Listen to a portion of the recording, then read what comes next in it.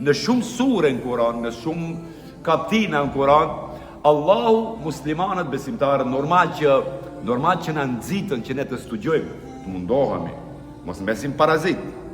Jemi të parët, edhe pse kemi qenë një periudhë të parët, 600 vjet kemi qenë të parët, e dini, me shkencë, me medicinë, me mjekësi, me astronomi, me gjeologji, me oqeanologji, me busulla, me hartat oqeanike, me ndarjen e kontinenteve, krejt ba kemi bon hazën e Evropës, pastaj ato erdhën i murën, i ndryshuan emrat, i ndryshuan autorët, edhe u bon të parët. Edhe pastaj i vjodhën normal, krejt pasurit i vjodhën në Afrike, në Azi, në Arabi, edhe ndërtuan Vjenën, ndërtuan Londrën, ndërtuan Parisin, sot kanë ndërtu Washingtonin, krejt me pasurit të vjedhura nga muslimanët.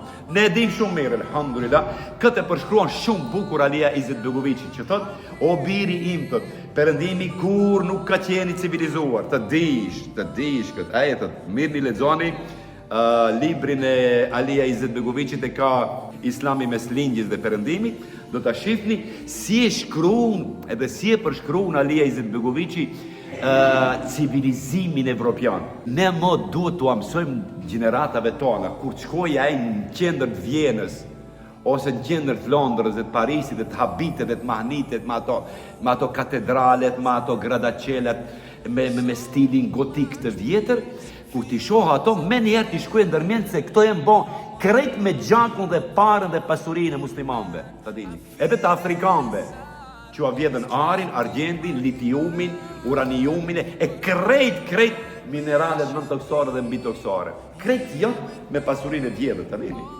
Se Evropa shpejt ka dalë nga Balta, mos them nga diçka tjetër. Shumë shpejt ka dalë. Nuk mund bëhet një Evropë kështu që e shohim ne brenda din. As naftë nuk ka, as gaz nuk ka, vetëm me çokolada, milka dhe me sahata nuk mund ta bëjë gjithë atë ekonomi botërore. Ne dim shumë mirë.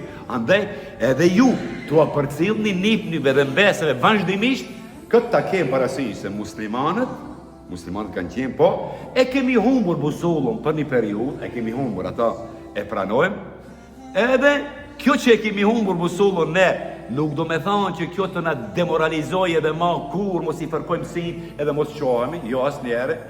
Muslimanët, unë i kam thonë edhe vazhdimisht e thamë, muslimanët nuk janë të paaftë, muslimanët nuk janë fukara, muslimanët nuk kanë koeficientin e inteligencës më të ulët se Perëndimi, të dini.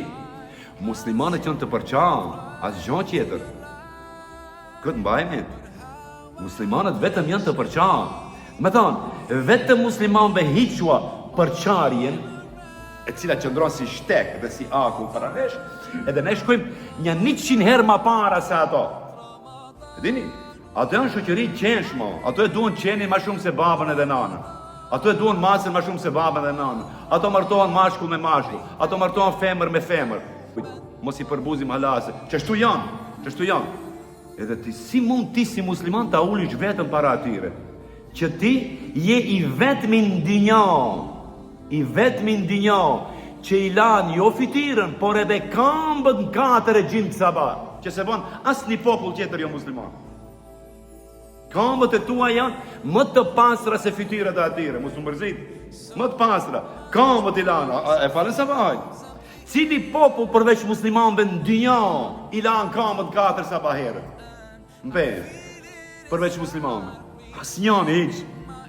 Atëherë mos e nënshmo veten, ne elhamdulillah ne ave mirë, komplet mirë jemi. Ne çfarë duhet bëjmë?